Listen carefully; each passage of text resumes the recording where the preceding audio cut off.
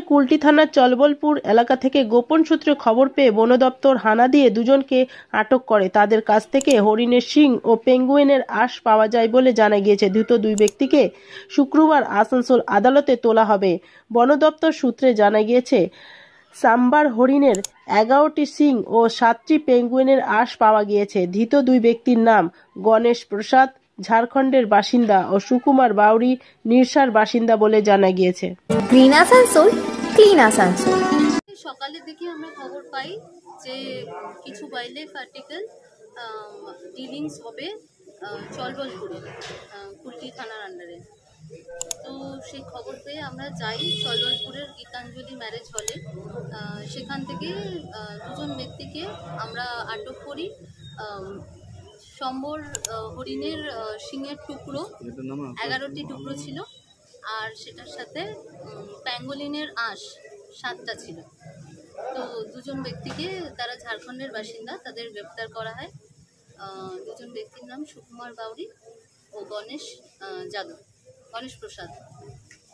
এটা কোথা থেকে আনা হচ্ছিল? এটা ওদের বাড়ি ঝাড়খণ্ডে, তো সম্ভবত ওরা এখানে কাউকে বিক্রি করতে এনেছিল, সেরকমই আমাদের জেরার পরে ওরা জানায় ওরা বিক্রি করতে এনেছিল। ঝাড়খণ্ডের দিক থেকে এসেছিল এটা? ঝাড়খণ্ডের থেকে এসেছিল। বলছি, এটা আনুমানিক দাম কি হতে পারে?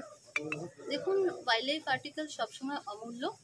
তো ফরেস্টের কাজ হচ্ছে কনজারভেশন করা ওয়াইল্ড অ্যানিমালসদের, ফরেস্টকে। আমরা এটার মূল্য নির্ধারণ কখনই করি না। কোথা থেকে নিয়ে আসছিল ম্যাডাম এটা?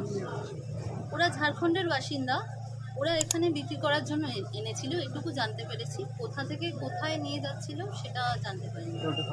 সম্ভবত এখানে কোনো বায়ার পেয়েছিল, সেই জন্য এসেছিল। ম্যাডাম, পুরুলিয়াতে বাঘের পায়ের ছাপ দেখা যাচ্ছে।